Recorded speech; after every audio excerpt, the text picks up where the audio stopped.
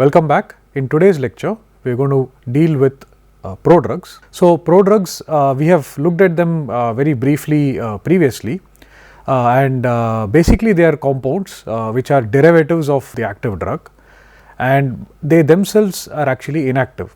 So, that means that if I just administer them, they are going to be inactive. But inside the body, once they get into the body, then they are metabolized or they are converted by some enzymatic reaction pretty much to form the active drug.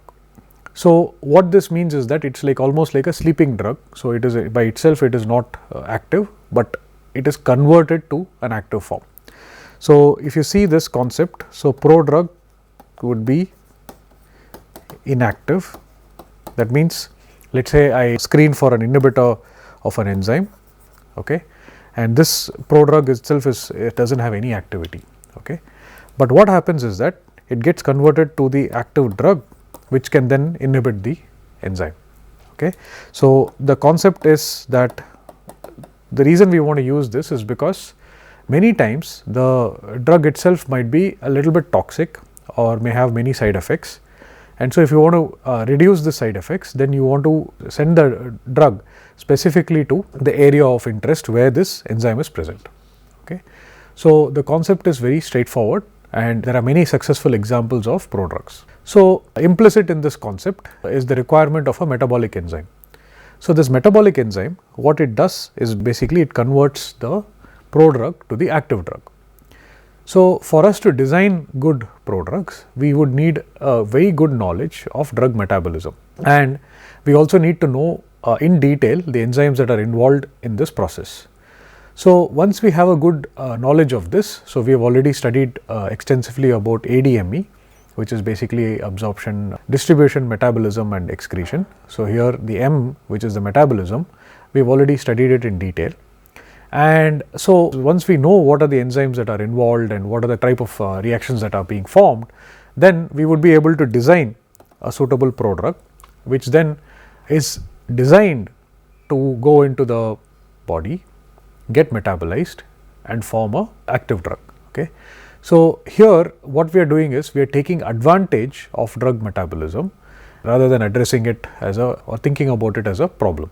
So, prodrugs have been designed by a variety of metabolic enzymes. So, there are perhaps about 20-30 examples of various metabolic enzymes.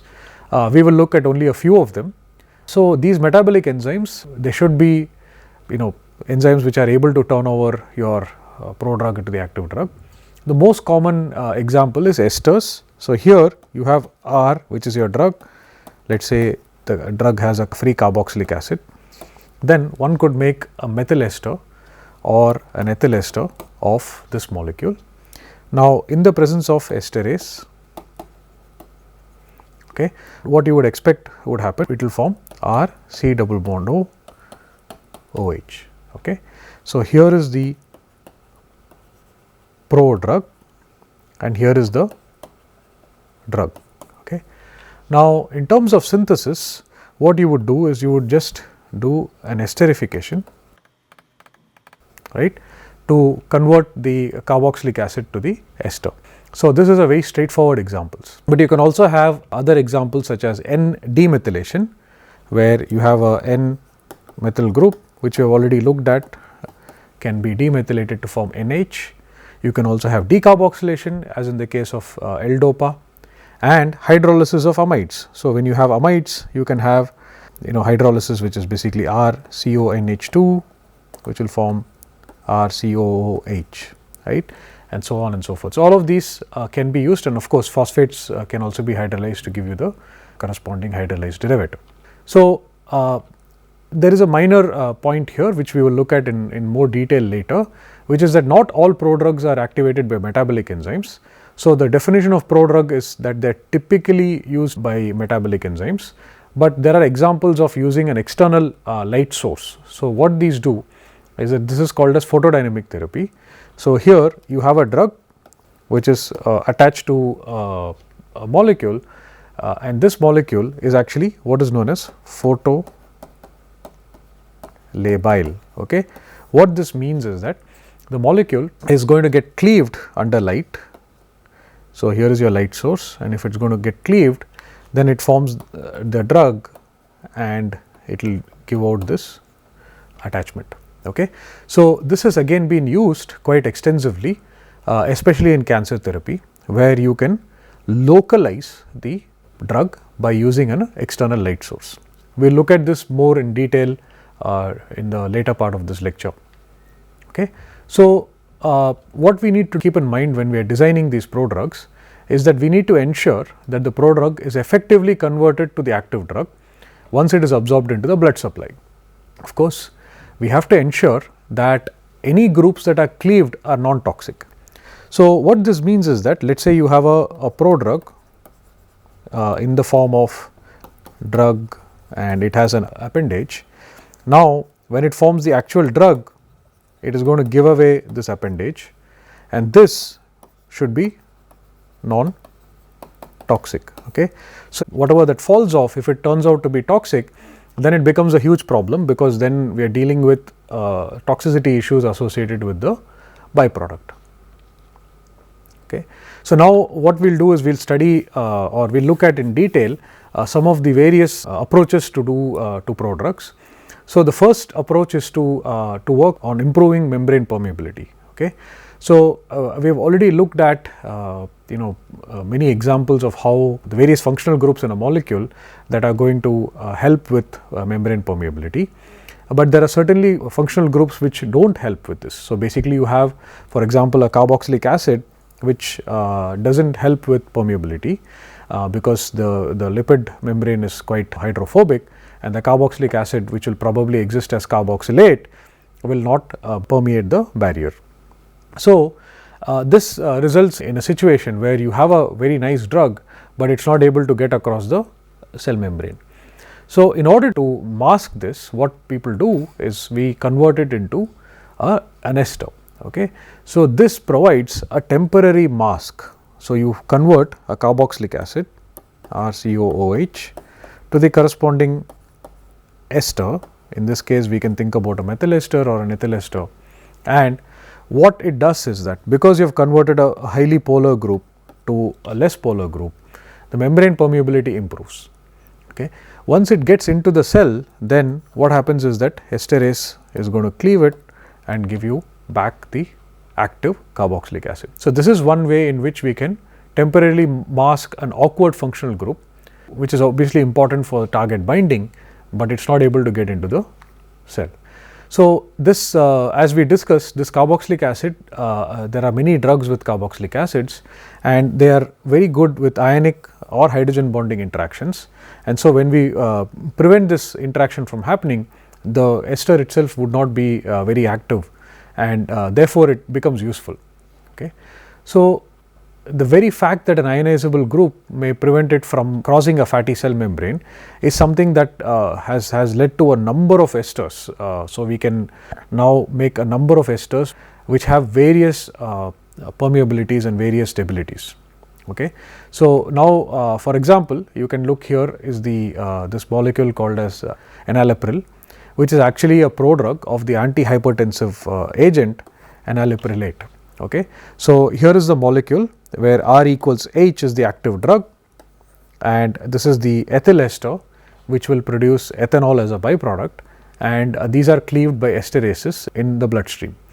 So, what it helps with is that it helps with getting the molecule cross the membrane, and once it gets into the bloodstream, it can then get cleaved by esterases to produce the active compound. Now, not all esters are equally efficient in getting hydrolyzed. So, which we can very well imagine would be a function of the leaving group ability. So, if you see the way in which the mechanism for ester hydrolysis occurs, you have perhaps a hydroxide of some sort coming in here, kicking this out, coming back in and giving you this O minus through the tetrahedral intermediate. So, it will give you this tetrahedral intermediate, which then collapses to kick out RO minus to give you the carboxylic acid, right. Now, if you had a serine in the active site doing the same function, then you would get the same product and RO minus. Okay. Now, because this tetrahedral intermediate collapse is very important, the nature of the leaving group here can be changed. So, for example, if you have an electron withdrawing group such as CH2 CF3, then O CH2 CF3 versus O CH2 CH3, the fluorinated compound is going to be a much better leaving group, and therefore, it will hydrolyze much faster. Okay. Similarly, you can make other variety of leaving groups and you can tune the release rates. Okay. So, the inductive effect of the CF3 is going to make this ester a far better hydrolyzing. Each of the fluorines are going to have a inductive effect, right. So, this is going to be far better in getting hydrolyzed when compared to the ethyl ester. Now, of course, if you make it too reactive, then what happens is that in the acidic conditions in the stomach, it can get hydrolyzed almost spontaneously, or even in the alkaline conditions that are present in the intestine, it can get hydrolyzed, and that defeats the purpose. So, therefore, you need to make the ester to be appropriately stable, so that it should be hydrolyzed at the right rate in the right place, so that it can form the active drug at the right area. So, another example of a ester, that is a carboxylic acid, is the cyclopropane carboxylic acid ester. So, if you were to make, imagine that your drug has an alcohol, so then you could make a cyclopropane carboxylic acid ester and can again undergo hydrolysis to give you cyclopropane carboxylic acid and ROH. Okay. So, now let us look at this a little bit in detail. So, you can also have a conjugated double bond. So, for example, you can make C double bond O, OR, and what this does is that because of the interaction of the pi system, you can now change the way in which the carboxylic acid is going to hydrolyze. So, you would get OH plus the product as ROH. Okay. So, similarly, if you compare the conjugated alkene and the cyclopropane, in the cyclopropane, the sigma bonds of the cyclopropane are oriented correctly to allow for hyperconjugative interaction. So, if you see, so hyperconjugative interaction can occur, and these are the sigma bonds, and this allows for the conjugation to occur, hyperconjugation to occur, and it is going to stabilize the carboxylic acid. And of course, we know that the hyperconjugative effect is donation to the anti-bonding pi orbital of the carbonyl. So, you have a C double bond O and you have a anti-bonding pi star, and here the sigma bond donates to the pi star of the carbonyl and stabilizes it. Okay. The next way in which you can do this to make prodrugs is to use N-methylated prodrugs. So, N-demethylation we have looked at previously is actually a very common reaction that occurs, and it would produce a polar amine. Okay. So, what we can do is we actually methylate it, so that you can reduce the polarity, and this improves the membrane permeability. So, if you see for example, if you have a membrane and if you have NH2 plus, right, which is going to be possibly equilibrating with RNH2. Now, if you convert sorry, this is NH3 plus and then RNH2, and now you can imagine RNH2 being converted to RNHMe, okay, and the position of this equilibrium would be quite different.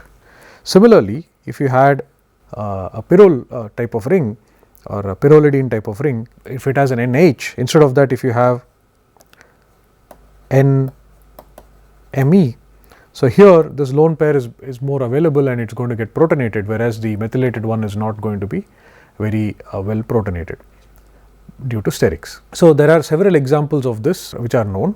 So, what we would do is we would purposefully convert an amine into the methylated amine. So, that reduces the polarity and improves the membrane permeability. So, the example that we are going to look at is this molecule, which is hexabarbitone, whose structure is shown here, and it has an amine or an amide here, and this is hexa barbitone with the methyl group, and now it undergoes metabolism to give you the active derivative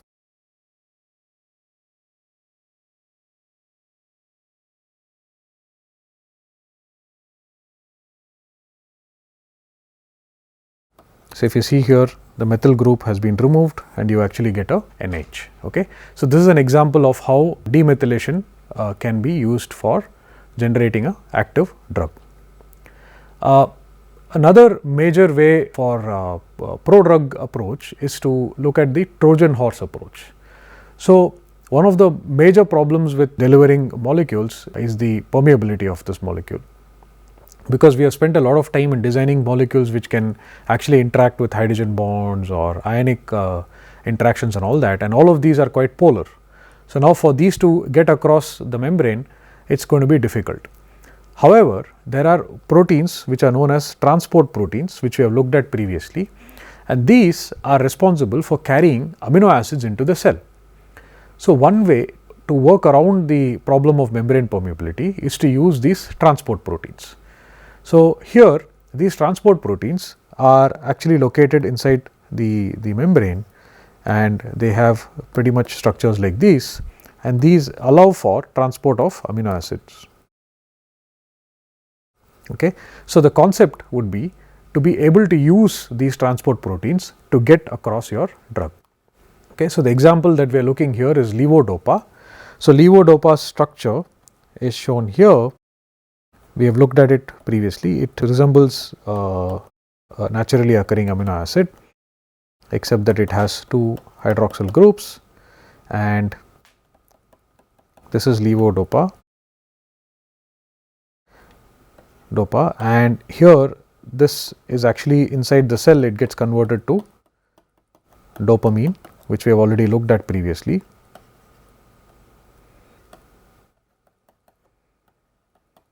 Okay, so this is dopamine, right. This is a drug that is used for the treatment of Parkinson's disease, and in this disease, one of the symptoms of this disease is a deficiency of the neurotransmitter in the brain. So, the idea would be to deliver this neurotransmitter to the brain, right. So, levodopa, as you can see, has a amine as well as a carboxylic acid. So, what one could design this prodrug to be is to actually access the amino acid transporters and get it across the cell. Once it gets into the cell, it gets decarboxylated and produces the active dopamine. Okay. Levodopa is even more polar and seems like an unlikely prodrug, but because of its resemblance to an amino acid, it is recognized by transport proteins and it gets it across. Okay. And as we discussed earlier, once it is in the brain, a decarboxylase removes the acid group and generates the active dopamine. The next concept is to be able to prolong the drug activity. Okay. So, sometimes prodrugs are designed to be converted very slowly into the active drug. Here the idea is that you do not want, for example, the drug to be present at very high concentrations at all times. So, you want to be able to generate the drug in a slow fashion. So, let us say we plot the concentration of a drug versus time. So, without a prodrug, what happens is that you will have a spike in the drug concentration and then it goes down, right. But imagine if you want to generate this drug for a long time, so then you could mask it as a prodrug so that it generates the active drug over a longer period of time, right. So, this is one of the important approaches that are used in prodrugs. So, the example we are going to look at is the 6-mercaptopurine. So, the structure of 6-mercaptopurine is the following. You have a heterocyclic ring, N double bond, and as the name mercapto suggests, it should have a sulfur. Okay, so, this is 6-mercaptopurine, it has a hydrogen over here, and this is a drug that is used to suppress the immune response. So, when you have a transplantation that occurs, the donor's organ is given to the acceptor's organ, and once we have the donor graft that sits inside the body of the acceptor, then the person's immune system is going to recognize it as a foreign substance and try to get rid of it. So, in order to protect it, there are immunosuppressants that are given, and 6-mercaptopurine is one of the immunosuppressants.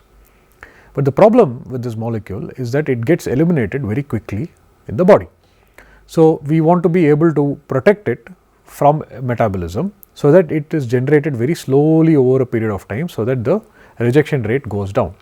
In order to do this, what we do is we convert this molecule into a prodrug. Okay. So, this azathioprine is a prodrug. Okay. So, the concept here is that if you see the structure of mercaptopurine is over here, you protect it with this nitroimidazole molecule. This nitroimidazole molecule is very interesting because it has a site which is highly electron deficient. Okay. So, this site, which is as drawn here separately, has a almost like a Michael acceptor kind of system. Okay. So, as you already are all familiar with, Michael reaction is addition of a nucleophile to an alpha beta unsaturated ester, ketone and so on. Here your nucleophile, which is in this case a thiol, attacks here, and you can push arrows to get an intermediate like that. Now, when the intermediate collapses, it has a choice of kicking out glutathione or it kicks out mercaptopurine. So, when it kicks out mercaptopurine is the actual drug. So, by allowing for this molecule to be triggered or activated by glutathione, what we achieve is a more sustained activity. Now, what we can do is that we can alter the rate of reaction with glutathione, and then you can actually slow down the release further or increase the release. So, if you put a strongly electron withdrawing group on the imidazole ring, so what we can do is we can actually change the electronics on this ring, so that we can tune the rate of reaction with glutathione. So, if we put a strongly electron withdrawing group on this imidazole ring, then you can increase the rate of reaction, whereas if you put an electron donating group, then you would suppress the rate of reaction. So, based on this, one can sort of figure out how the conversion of the inactive compound to the active compound can be altered. Now, there is another commonly used drug which is called as Valium, and this is a drug that is used as a sedative, and it is believed that these sedatives such as Valium and Librium are actually prodrugs, and they are metabolized by demethylation to form this active molecule. So, diazepam itself has been used as a sedative, but what happens is that it loses activity very quickly because it is metabolized and excreted. So, by masking this molecule as Valium, what happens is that this N-methyl can get cleaved and produce the active compound. So, then what happens is that because it depends on the rate of N-methyl demethylation, then the activity of this drug can be prolonged, so to lead to sustained action. Another approach to maintain a sustained level of the drug is to put in a very lipophilic group on the drug. So, this can be done by ionic interaction. So, what happens is that the drug will actually, because of its close association with this lipophilic group, is going to get stored in the fat tissue. So, because it is stored in the fat tissue, it is going to release the drug in a very slow and steady manner into the bloodstream. And so, this is one of the ways in which you can sustain the release of the drug. Okay. So, the example here that we are going to look at is this anti-malarial drug cycloguanil. So, here what we do is that this compound is actually associated with this bis carboxylate shown here, and this forms an ionic interaction, and this ionic interaction with a large lipophilic group results in a very slow dissociation of the molecule into the bloodstream. And so, you can actually regulate the amount of drug that is released into the bloodstream. Similarly, you can also use lipophilic esters. So, here is an example of a 9 carbon appendage which you can use as a carboxylate to your active drug. So, the flufenazine is given intramuscularly, and because it has such a large lipophilic group on it, it diffuses very slowly from the fat tissue into the bloodstream. And then once it gets to the bloodstream, it is actually rapidly hydrolyzed to produce the active drug. Another major task in prodrugs, or major success with prodrugs, is to reduce the drug toxicity and side effects. So, for example, we all know that salicylic acid is an excellent painkiller, and once it is consumed, it causes gastric bleeding. Okay. So, it is actually converted to aspirin, which is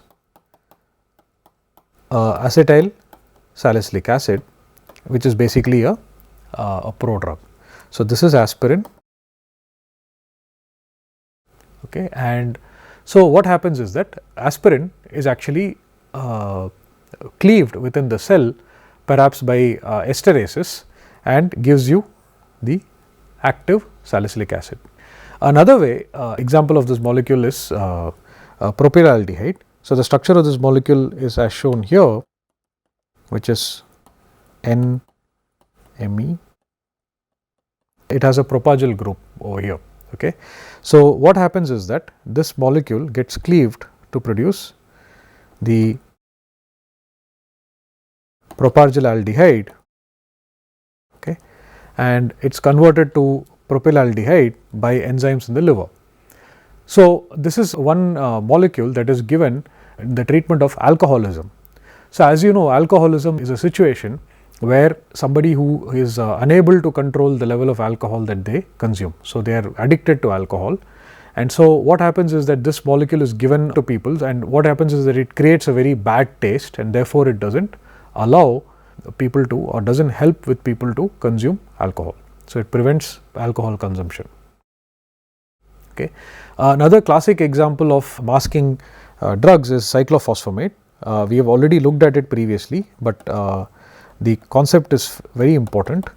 So, here you have DNA alkylating agent that is masked in the form of a phosphanamide, and once it gets cleaved, it forms the active drug. So, here is the position that is susceptible to oxidation, and you form. Okay, so, now you can think about this going out here and this picking up a proton and giving you this molecule, and then subsequent cleavage will give you the final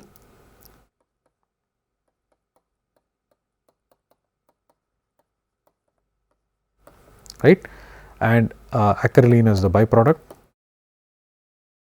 I will encourage you to push arrows and find the mechanism, and so therefore, it produces the active DNA alkylating agent, and this is used in the treatment of cancer.